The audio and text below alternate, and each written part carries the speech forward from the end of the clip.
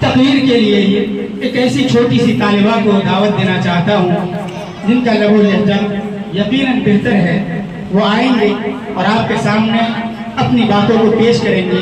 آپ کی ذمہ داری ہے کہ آپ ان سے فیض یاب ہوں, ان سے کچھ تاثر لیں. یقیناً ان کا انداز بہتر ہے. آپ سے گزارش ہے تو ان کی باتوں کو کاغذ. حدیث شریف میں ہے کہ بے شک قیامت کے روز بندے کے اعمال میں سے پہلے نماز کا حساب ہوگا. بس اگر اس کی نماز ٹھیک نکلی تو کامیاب رہا اور بامراد ہوگا, اور اگر نماز